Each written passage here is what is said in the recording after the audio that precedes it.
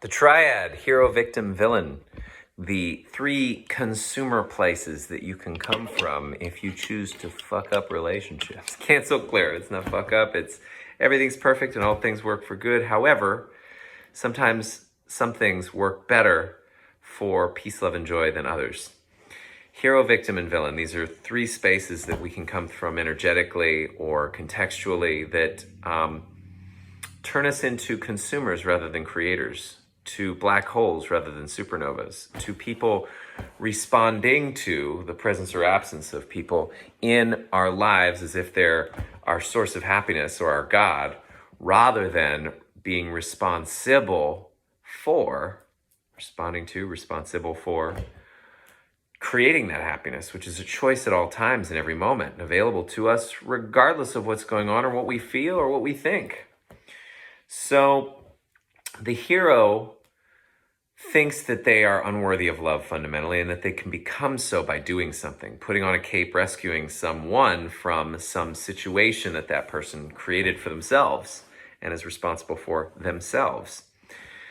The hero is actually killing the victim, and the hero is actually also always inevitably going to become the villain. That's what the hero fears worse than anything else, is no longer being the source of love or salvation or whatever for their victim. Because the hero gets significance and attention from their victim, gets the toxic mimic of love from their victim. Then there's the victim who thinks that they are powerless and unworthy of love and need to be helpless, help me, in order to get attention, significance, and the toxic mimic of love.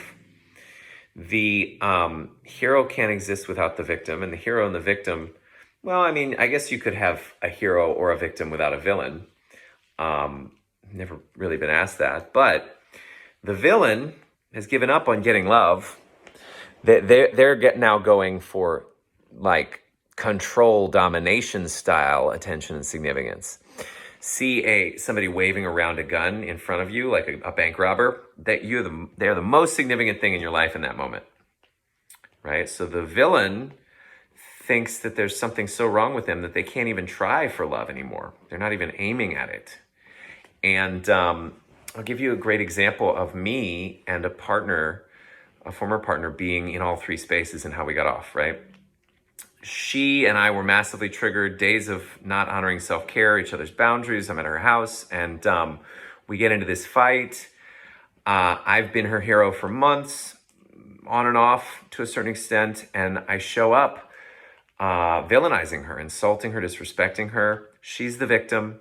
I'm the villain. She calls in her hero parents to rescue her from love or from this situation, and they kick me out of the house, and I villainize them. I villainize her. I then become the victim. So what was there to do? Take responsibility that this is a situation I created and that I wasn't in love while I was in it, and I needed to shift to come from love so that I could deal with it.